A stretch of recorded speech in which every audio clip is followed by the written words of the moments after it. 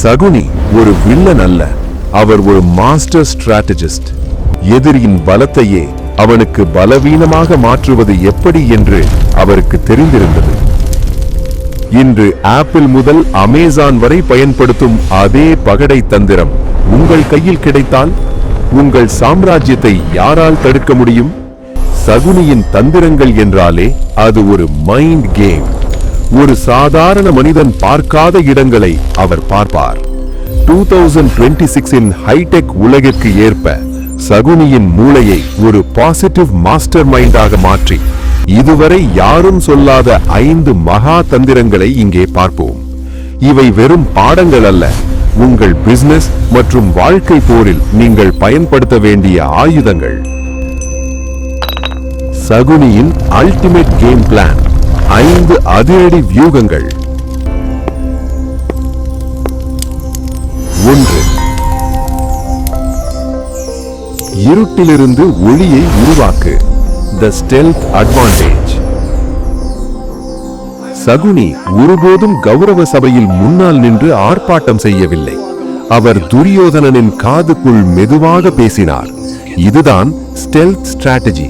நீங்கள் ஒரு பெரிய பிசினஸை தொடங்குகிறீர்கள் என்றால் அது உலகிற்கு தெரியும் முன் அது ஒரு சாம்ராஜ்யமாக வளர்ந்திருக்க வேண்டும்.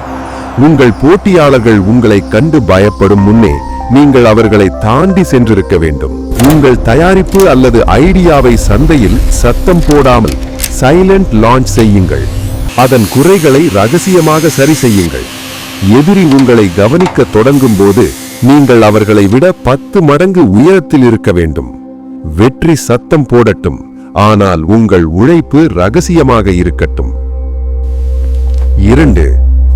எதிரியின் பலத்தையே அவனுக்கு பலவீனமாக மாற்று. The judo strategy.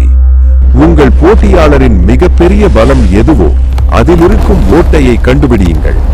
உதாரணமாக, ஒரு பெரிய நிறுவனம், பிக் கார்ப்பரேட், மிகவும் மெதுவாக முடிவெடுக்கும். அந்த மெதுவான வேகம்தான் அவர்களின் பலவீனம்.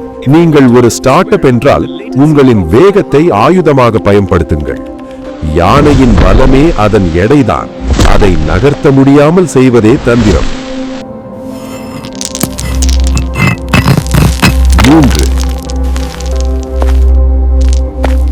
பகடையை செதுக்குதல். டிசைனிங் த ஈகோசிஸ்டம். சகுனியின் பகடைகள் அவர் சொல்வதை கேட்டன. அதாவது அவர் விளையாடும் கருவி அவருக்கு முழுமையாக கட்டுப்பட்டது. பிசினஸில் நீங்கள் பயன்படுத்தும் டெக்னாலஜி அல்லது டீம் உங்கள் கட்டுப்பாட்டில் இருக்க வேண்டும். மற்றவர்களின் பிளாட்ஃபார்மை மட்டும் நம்பி பிசினஸ் செய்யாதீர்கள். சொந்தமாக ஒரு டேட்டாபேஸ், சொந்தமாக ஒரு கம்யூனிட்டி அல்லது ஒரு தனித்துவமான அல்காரிதத்தை உருவாக்குங்கள். மற்றவர்கள் உங்கள் பிளாட்ஃபார்மிற்கு வந்து விளையாட வேண்டுமே தவிர நீங்கள் அவர்கள் இடத்திற்கு செல்லக்கூடாது. விளையாடும் மைதானம் உங்கள் வசதிக்கு ஏற்ப இருந்தால் வெற்றி ஏற்கனவே உங்கள் கைவசம்.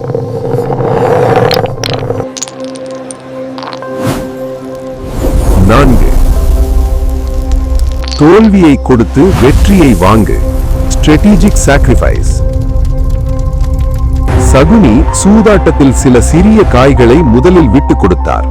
பெரிய வெற்றிக்காக சில சிறிய இழப்புகளை செய்ய அவர் தயங்கவில்லை. ஒரு பெரிய லாபத்தை பிடிக்க சில சிறிய லாபங்களை தியாகம் செய்ய வேண்டும். ஆரம்பத்தில் உங்கள் சேவையை இலவசமாக கொடுங்கள். வாடிக்கையாளர்கள் உங்கள் தயாரிப்புக்கு அடிமையான பிறகு மெதுவாக லாபத்தை பாருங்கள். இன்று நெட்ஃபிளிக்ஸ் மற்றும் அமேசான் செய்த அதே சகுனி தந்திரம் இதுதான். சிறிய மீனை போட்டு பெரிய சுறாவை பிடி. 5. முன்கூட்டியே முடிவை எழுதுதல். Anchoring the outcome. சகுனி பகடையை உருட்டும் முன்னே கௌரவர்கள் ஜெயித்து விட்டார்கள் என்றதை தன் மனதில் ஆணித்தரமாக பதிய வைத்தார். அவர் ஒருபோதும் தற்செயலாக ஜெயிக்கவில்லை. இதை நிச்சயத்தன்மை என்கிறோம். உங்கள் பிசினஸ் மீட்டிங்கிற்கு செல்லும் முன்னே டீல் முடிந்துவிட்டது என்ற மனநிலையுடன் செல்லுங்கள். உங்கள் தன்னம்பிக்கையே எதிராளியை பணிய வைக்கும். ஒரு பிசினஸ் மாடலை உருவாக்கும் முன் அதன் எல்லா தோல்வி வாய்ப்புகளையும் அடைத்து விடுங்கள். ஜெயித்தால் பார்ப்போம் என்பதல்ல, ஜெயிக்காமல் போக வாய்ப்பே இல்லை என்ற நிலையை உருவாக்குங்கள். போர்க்களத்திற்கு செல்லும் முன் உன் மனதில் போரை முடித்துவிடு. சகுனியின் பாசிட்டிவ் சீக்ரெட். சகுனி ஒரு தீயவன் என்ற பிம்பத்தை விட்டுவிட்டு பார்த்தால் அவர் ஒரு மாஸ்டர் ஸ்ட்ராட்டஜிஸ்ட்.